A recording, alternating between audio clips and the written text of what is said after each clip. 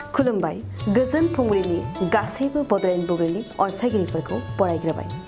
दिनै 20 एप्रिल बुधबारनि फानजामुथिखौ फरायथिनो लादों आं गेवलां हाज'वारिया। फानजामुथिनि गिबियाव दं मेष राशि। नखर संसार जानायाव गिनाय सोमजिगोन, सुथुरनि नोजोर गोग्लैनो हागौ। साखाथि फाखाथि सुबुंफोरनिफ्राय साबधान जा। वृष राशि। बैसो जानाय हौवा हिन्जावफोरनि थाखाय मोजां सान। जुलि जानो सानदोंब्ला दिनैनि साना जोबोदनो गोथार सान। मिथुन राशि। दुखु दाहाजों भुगिनो नांगोन। नखर संसार जानायाव मोजां जानाय नङा। संसार जानायाव गोब्राब मोनगोन, लोरबां जालांगोन। कर्कट राशि। फारफ्रोमबो बिथिंनिफ्राय आय मोनगोन। नखर संसार जानायाव गोरलै जागोन। बिसि फिसायजों अनलायनाया बांगोन। सिंह राशि। नोंथाङा जायखौ बांद्राय फोथायो बेनो नोंथांखौ फोथायखेबस' खालामगोन। नोंथांनि हेंथा गसंथेगोन, सांग्रां जा। कन्या राशि। समाजाव मान सन्मान बांगोन। नोंथांनि खामानि मावनायानो नोंथांनि सिनायथि जागोन। समाजाव बयजोंबो अनजागोन। तुला राशि। जायखिजाया आनजाद होयोब्ला उथ्रिसारनायनि मिजिं दं। साख्रि बाख्रि नागिरोब्ला गोरलैयैनो मोननो हागोन। मोजां सम। वृश्चिक राशि। हरखाब जाब्रबथाय जानो हागौ। गावनि आंगोखौ जाब्रबथायाव खोमाना लानो हागौ। बबेबा मोनसे जायगायाव दावबायहैनायानो साबसिन जागोन।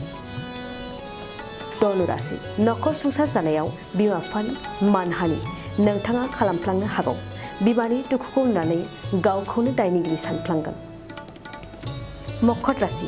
गोबाव सम हिन्जावफोरजों नेवसिजा खाफाल गेवनो हागौ। जुलि जरानि थाखाय हिन्जाव गोदान मोननो हागौ।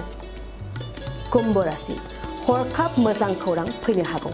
आनजाद होनाय दंब्ला मोजां फिथाइ मोननो हागौ। दिनैनि सानाव नोंथांनि मोजां खौराङा नोंथांखौ जोबोद गोजोन होगोन। मीन राशि। बेफार फालांगि मावनायाव खहा जागोन। जोबोद गाज्रि सान। जायखिजाया खामानि मावा मानो खहा जागोन। दिनै सानसेनि राशि फरायथियाबो एसेनोसै। आसा खालामो नोंथांनि दिनैनि साना मोजाङै मोजां थांगोन। बेखौ बड'लेण्ड बुब्लि नखरनिफ्राय मिजिंथिबाय। गोजोन्थों। गोजोनथाव खौरां, बङाइगाव मेरिडियान किया मटर्स श'रुमआ नोंथांनो लाबोदों गोदान अफार। मेरिडियान किया मटर्स श'रुमआव नोंथाङा खम बेसेनावनो किया कम्पानिनि गुबुन गुबुन मडेलनि गोदान गारिखौ लानो हागोन। बेनि अनगायैबो मिथिनो गोनां बाथ्राया बेनोदि किया कम्पानिनि 2022 मडेलनि गारिखौ गासै 40,000 रां रेहायाव मोननो हागोन। बेजों लोगोसेनो बे श'रुमाव जेखिजाया कम्पानिनि गोजाम गारिखौ सोलाय सोल' खालामनोबो हागोन। दासान्दि बे अफारा सोलिगासिनो दं। मेरिडियान किया मटर्स श'रुमआ सा बङाइगाव सापागुरि र'ड आगराला देहा फाहामसालिनि साखाथियाव थानाय महामाया हटेलनि अपोजिट साइडआव दं। बे अफारखौ मोनफुंनो थाखाय नोंथाङा अनलाइनबो बुकिं खालामहरनो हागोन।